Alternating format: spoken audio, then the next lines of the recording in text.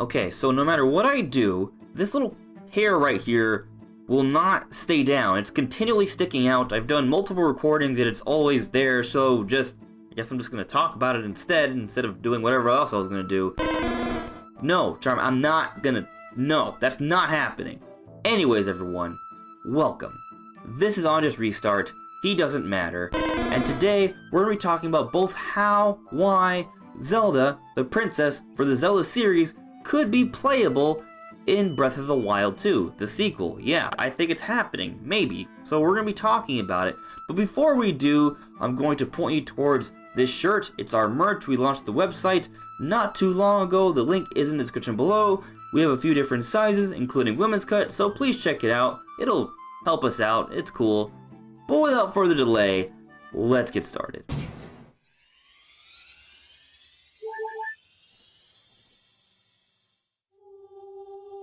First, we're going to talk about why Zelda could be playable in Breath of the Wild 2. Now, obviously we don't know, this is just speculation, but there are reasons to suggest it could actually be happening. When Breath of the Wild was first revealed, it wasn't even called Breath of the Wild, it was just being called Zelda U at the time. We just had one trailer. But at the end of that one trailer, we saw a character that most assumed would be Link, but some debated could perhaps be Zelda, or at least a female version of Link. This situation, this androgynous looking Link, caused a fair bit of discussion. And eventually, it came out that yes, that was just Link. However, it was explained that Link, most of the time, is intentionally made to look androgynous. I'll go ahead and read this excerpt from an interview with Aonuma. Back during the Ocarina of Time days, I wanted Link to be gender neutral. I wanted the player to think, maybe Link is a boy or a girl. If you saw Link as a guy, he'd have more of a feminine touch, or vice versa. If you related to Link as a girl, it was with more of a masculine aspect. I really wanted the designer to encompass more of a gender-neutral figure, so I've always thought that for either female or male players, I wanted them to be able to relate to Link. So here we see that Aonuma has always been considering both sides, wanting everyone to be able to relate to Link to play the Legend of Zelda game, which is why oftentimes Link is a fair bit androgynous. At the same time, however, Link is still male. That will not change. Here's another excerpt from another interview with Kotaku and Aonuma. Aonuma was asked, why not have a female Link in this big new game? You know, there's the idea of the Triforce in the Zelda games we make. The Triforce is made up of Princess Zelda, Ganon, and Link. Princess Zelda is obviously female. If we made Link a female, we thought that would mess with the balance of the Triforce.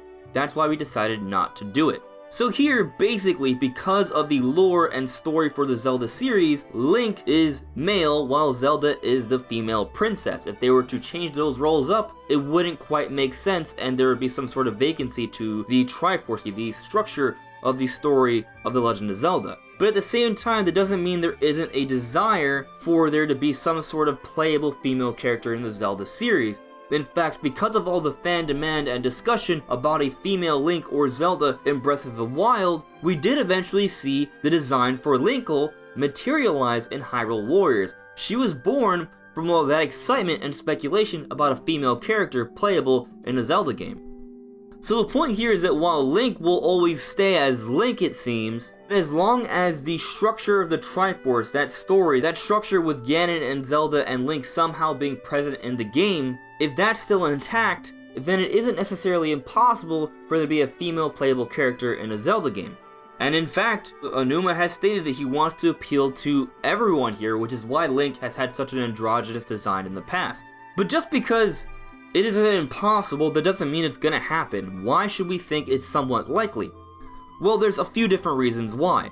For example, the Zelda team, historically speaking, has been quite reactive to what the fans want. Yes, they make their own decisions, but they definitely take fan reception into account. For example, The Wind Waker. That had a very Toon-like art style. There was quite a bit of backlash for that. So what happened? With the very next Zelda game, they made the most realistic looking Zelda game yet, with Twilight Princess. But then for Twilight Princess, a common critique for that game was that it was just way too easy.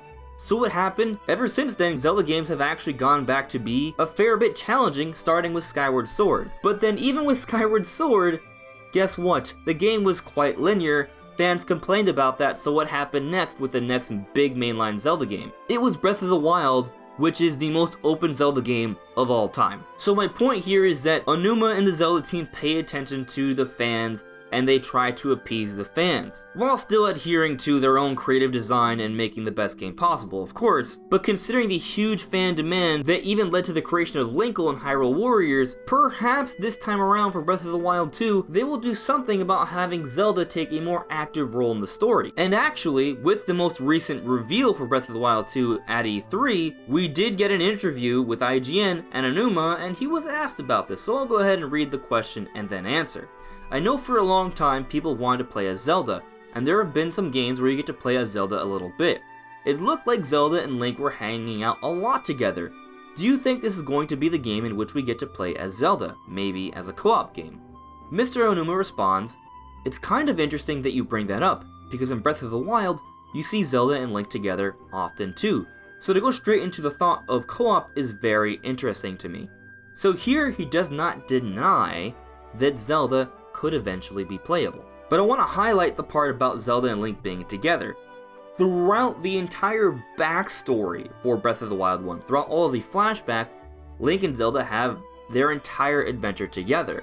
And then at the end of Breath of the Wild, Link and Zelda are having their adventure together again in an effort to restore Hyrule. That's how the story leads off. And of course, with Breath of the Wild 2, we are already seeing that Link and Zelda are, in fact, traveling together. At length it seems, they're going very far to even dangerous areas, deep underground Hyrule, where they find Ganondorf, the source of the calamity from Breath of the Wild 1. So clearly they're having their adventure here, but I think this alone, this idea of them adventuring together, could be indicative that Zelda's going to take a more prominent role, because here's the thing, this iteration of Link and Zelda have a lot of their adventures together. It just so happened that the story for Breath of the Wild took place when Zelda wasn't around because most of their adventuring happened in the past and Link had to go save her. But for Breath of the Wild 2, we don't know what's going to happen to Zelda. She may not just be the damsel in distress that you have to save at the end of the game, she could very well be someone who plays the adventure alongside you, as we see in the gameplay here. With the first Breath of the Wild 2 trailer, it does not appear to be a flashback, but a more present event, something that's going to be more present and pressing for the ongoing story in Breath of the Wild 2. Zelda is traveling alongside Link. Now, assuming Zelda isn't captured at the very beginning, she's going to be doing something throughout the game. And if you take a look at her design for Breath of the Wild 2, she seems to be more athletically oriented. They even cut her hair. She seems a lot more geared for an adventure alongside Link, perhaps throughout the course of Breath of the Wild 2. Now again, it's possible that maybe with this very trailer, Zelda's somehow captured by this evil mummified Ganondorf, and it's just Link's job to go save her. But at the same time, I feel like the Zelda team wouldn't do that because we just spent all of Breath of the Wild going to rescue Zelda. Why have a direct sequel where you do the exact same thing? It's not unprecedented to have a companion character alongside Link. We didn't really have a companion character in Breath of the Wild 1, but in different Zelda games beforehand, we've had different companion characters. Sometimes they just offered us advice, but other times they actually played a role with the gameplay. Midna, for example, did a few different things in Twilight Princess. And then in other games, there were characters that you could even place as them in certain parts. In The Wind Waker, you could play as both Maker and Medley, and they would help you out with particular dungeons in that game. And then in Spirit Tracks, Zelda travels alongside you. She is your companion character in that game, and she does play a vital role to the gameplay. So maybe for Breath of the Wild 2, we could be seeing the return of a companion character mechanic. Now, it's entirely possible that they do something more simple and they basically allow you to just play the game as either Zelda or Link. To get an idea of how that would look, just look at all of the mods that people have created where Zelda takes the place of Link in Breath of the Wild. It looks cool, that would be kind of fun, but I think they're going to adhere to the story structure for the Zelda series where Link is still the hero and Zelda is still the princess, except in Breath of the Wild 2, the hero and the princess work together as a duo to save Hyrule and restore it together and combat against Ganon, the other part of the Triforce, which we're seeing represented with the mummified Ganondorf in the trailer. So my personal belief is that Zelda is going to be playable to somewhat of an extent as a companion character, but perhaps the most involved companion character we've ever seen for a Zelda game. I guess the best example for the idea I have in mind is the way it works in the most recent God of War with Kratos and his son. Yes, you play as Kratos, but his son plays a pivotal role to how you play through the game. He's a big part of your actual combat. You do a lot of combo attacks with him, you do a lot of tag team moves, you do a lot of platforming with him, and even the story itself is prevalent because you talk to each other throughout the story, and that's how most of the storytelling actually happens in God of War, through Kratos and his son. I could see something similar happening with Breath of the Wild 2, and actually that could also be another reason why Zelda might be playable, because one of the big issues with Breath of the Wild 1 was how the story was told. And I believe that one of the things that sort of held back Breath of the Wild from having the best story was because Link doesn't talk. So it was kind of hard to have the best scenes where they were all one-sided discussions. If Zelda were to travel alongside Link, her having discussions with other characters you meet throughout the story could definitely remedy some of that awkwardness with Link just being silent all the time. She could speak for you in many cases. So having Zelda alongside Link to improve the flow of the story obviously makes a lot of sense, but I'm talking about Zelda being playable, actually affecting the gameplay. Her design is definitely more athletically oriented. Now that could just be because she's been adventuring with Link since the end of Breath of the Wild 1, leading up to the events of Breath of the Wild 2, but it's also possible this design changes because she's going to be taking more of an active role in Breath of the Wild 2. But she's not a warrior, we see that. She is kind of the princess that Link protects. She's more of the intellectual one. But she doesn't necessarily have to do too much combat. That role could fall more with Link. She's more of the smart one. Maybe she could be helping with a lot of the puzzles instead. We've seen the Zelda series explore puzzles with multiple characters. For example, in the Wind Waker, you see Medley and Maker play a role with puzzles that require two different characters. And not too long ago, we did see Triforce Heroes, where there was a lot of puzzles that involved 3 characters. And then, of course, there's the Four Swords games that had puzzles involving 4 characters.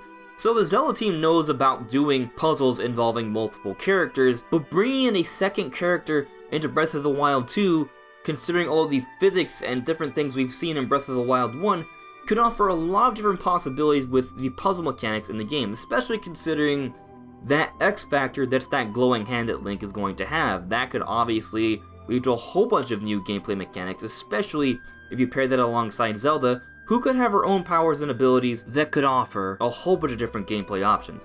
So that idea has me really excited for a lot of really cool new puzzle mechanics in Breath of the Wild 2. But while I've been talking about the puzzle mechanics and Zelda isn't necessarily the most athletic character, that doesn't mean I don't think she couldn't be involved with the combat at all. Throughout the game, she may be growing and getting stronger, because at the end of Breath of the Wild, Zelda is actually arguably the most powerful character in the series, but it seems that she's lost her powers. Perhaps she didn't lose them, they simply need to be recovered and strengthened because she used them to a great extent, a overly stressful extent at the end of Breath of the Wild, and throughout Breath of the Wild 2, as Link grows and obtains more abilities, maybe Zelda could do the same as her powers are restored, and it gives you more options with both puzzle mechanics and maybe platforming and adventuring and even combat. Now obviously this is just speculation, but I do think it makes a lot of sense, and having Zelda as the most interactive companion character we've ever seen for a Zelda game before could offer a lot of interesting combat mechanics, adventuring mechanics, and platform mechanics, and also could definitely benefit the story as well. So I think it makes sense, and it could lead to Breath of the Wild 2 really setting itself apart from Breath of the Wild 1 when it comes to the actual gameplay. But what do you guys think? Do you guys think it's going to happen? Do you just think it's possible like me? I'm not necessarily 100% that this could happen, but I do have it does kind of feel like a sneaking suspicion. So I'm going to place myself as 50-50 on this one of it actually happening in Breath of the Wild 2, but if it were to happen, as I've highlighted, I think it could be really, really cool. But what do you guys think? Let me know in the comments below. Anyways everyone, thank you so much for listening and watching. This is AndresRestart, and I'll see you all really soon. Take care.